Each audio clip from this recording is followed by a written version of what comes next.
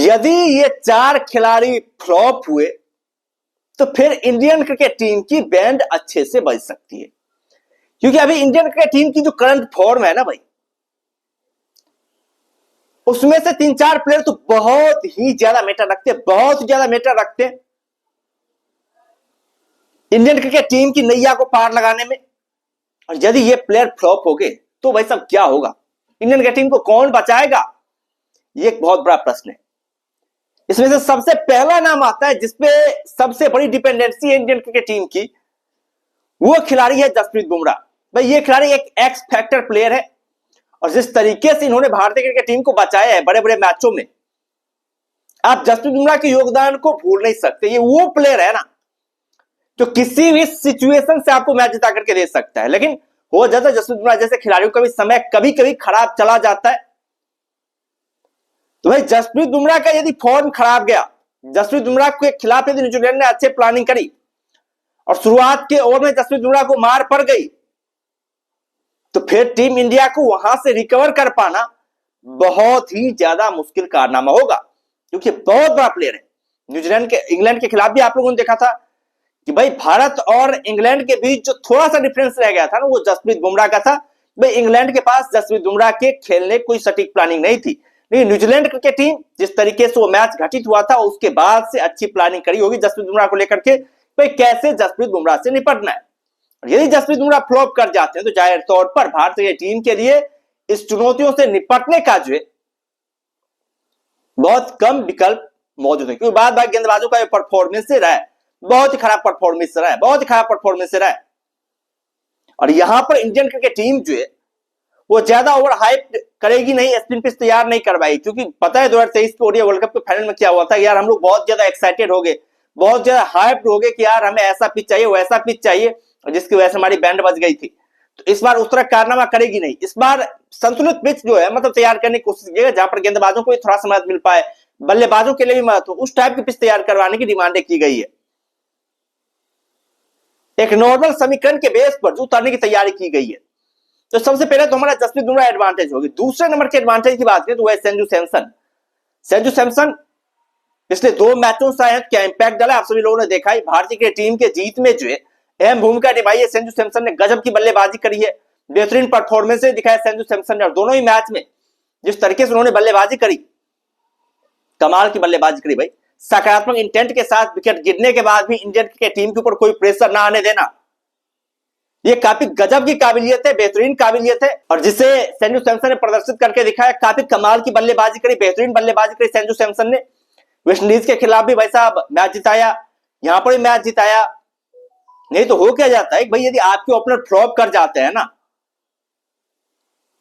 उसके बाद से टीम को संभाल पाना बहुत ज्यादा मुश्किल होता है। हम लोगों ने साउथ अफ्रीका के खिलाफ देखा था भाई किस तरीके से हमारे बैटिंग ऑर्डर जो कोलैप्स हो गया था वहां पर, आप सभी लोगों ने देखा था वहां पर। लेकिन संजू सैमसन जब से है तब से स्थिति सुधरी है। तो संजू सैमसन का भी चलना जो है ना बहुत ज्यादा इंपॉर्टेंट हो जाता है, क्योंकि अभिषेक शर्मा आपके फॉर्म में है नहीं, आपको एक अच्छे शुरुआत की तो वैसा रिक्वायरमेंट होगी बड़े मैचों में, क्योंकि बड़े मैचों में भाई साहब प्रेशर के दम पर आप जो है आगे नहीं बढ़ पाएंगे। यदि आपको आगे बढ़ना है, कमाल का एक बेस पॉइंट खड़ा करना है, तो आपको ओपनिंग काफी कमाल की होनी चाहिए, आपकी ओपनिंग। उसके लिए संजू सैमसन एक मतलब बहुत ज्यादा इंपॉर्टेंट होने वाले, उनका परफॉर्मेंस से आना बहुत ज्यादा इंपॉर्टेंट हो गया है। तो संजू सैमसन कैसा परफॉर्मेंसेस करते हैं, ये चीज भी बहुत ज्यादा इंपॉर्टेंट हो जाती है संजू सैमसन के परफॉर्मेंसेस को लेकर के। यदि वो शानदार परफॉर्मेंसेस करते फिर तो बातें सही है, यदि ये फ्लॉप करे तो शायद भारतीय की टीम के लिए बहुत बड़ा ट्रॉमा जो साबित होगा। तो दूसरे हमारे ये प्लेयर हो गए। तीसरा जिसके ऊपर सबसे बड़ा दारोमदार होगा वो है हरफन मौला हार्दिक पांड्या। हार्दिक पांड्या क्या ही कहने, जब भी चैलेंजेस मैचेस आते हैं ना तो भाई ये अपने बल्ले के साथ भी गेंद के साथ भी करामात करके दिखाते हैं।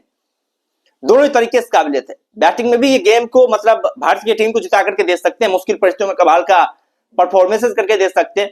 गेंदबाजी में भी जो इंपोर्टेंट ओवर आते हैं तो वैसा वहां पर ये जिस तरह से गेंदबाजी करते हैं आप सभी लोगों ने देखा ही। पिछले मैच में भी इंपोर्टेंट ओवर दिया गया था हार्दिक पांड्या को, जिस तरीके से उन्होंने गेंदबाजी करी, जिस किफायती अंदाज के साथ उन्होंने गेंदे डाली और अंडर प्रेशर जिस तरीके से गेंदबाजी करी वो काबिले तारीफ।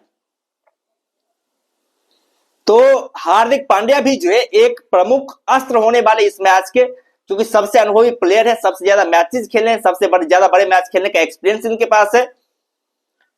इनके ऊपर भी दारोमदार रहने वाला है वैसा ये किस तरीके से जो है अपने आप को परफॉर्म करवा पाते हैं। उनका होम ग्राउंड भी है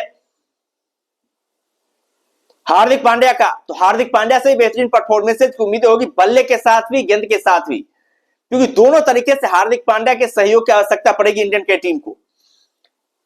तो हार्दिक पांड्या चलते हैं तो वैसा ठीक है, यदि हार्दिक पांड्या नहीं चलते चाहे बल्लेबाजी से या फिर गेंदबाजी से, तो ये भी इंडियन की टीम के लिए एक बहुत बड़ी समस्या जो मतलब आ जाएगी, क्योंकि आपको तीसरे तेज गेंदबाज की जरूरत पड़ेगी अहमदाबाद की विकेट पे।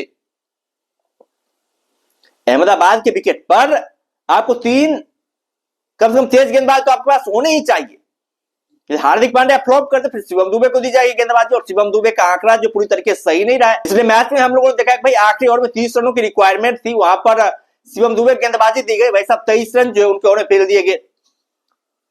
तो आप शिवम दुबे के ऊपर भी उतना ज्यादा भरोसा नहीं कर सकते। और पिछले मैच में 2-4 मैचों की हम लोग बात करें, शिवम दुबे से उतनी ज्यादा गेंदबाजी करवाई नहीं गई, बहुत ज्यादा मार पड़ी शिवम दुबे को, बहुत ही जबरदस्त तरीके से मार पड़ी, बहुत ही सघन पिटाई जो है शिवम दुबे की हुई है। तो शिवम दुबे के ऊपर विश्वास नहीं किया जा सकता है। चौथे वैसा हमारे मिस्ट्री स्पिनर का भी चलना बहुत ज्यादा इंपॉर्टेंट है। हालांकि इस मैच में बदलाव की संभावनाएं गुंजाइश है कि भाई कुलदीप यादव इन कर जाएंगे, वरुण चक्रवर्ती आउट कर जाएंगे। यदि by the way Varun Chakravarthy रहते हैं टीम में तो भाई उनसे भी सहयोग की आवश्यकता होगी, क्योंकि वरुण चक्रवर्ती जिस तरीके से बायलैटरल मैचों में परफॉर्मेंसेज कर रहे थे, ऐसा लग रहा था वैसे इनके गेंदों को खेल पाना बहुत ज्यादा मुश्किल काम है, बहुत ही टफेस्ट काम है। लेकिन जैसे ही बड़े मैच में आए, नॉकआउट का दौर शुरू है, वैसे वरुण चक्रवर्ती को रेल बना दिया गया, इतना पीटा गया। पिछले मैच में 4 ओवर में 64 रन खर्चे वरुण चक्रवर्ती, जबकि उनके ऊपर कैप्टन को बहुत बड़ा बिलीव होता है कि वो मिडिल ओवर में काफी चतुराई के साथ गेंदबाजी करें, बेहतरीन अंदाज में गेंदबाजी करें। और यदि बेहतरीन गेंदबाजी ना हो पाए तो वैसा कम से कम इकोनॉमिकल तो रहे ही रहे वरुण चक्रवर्ती।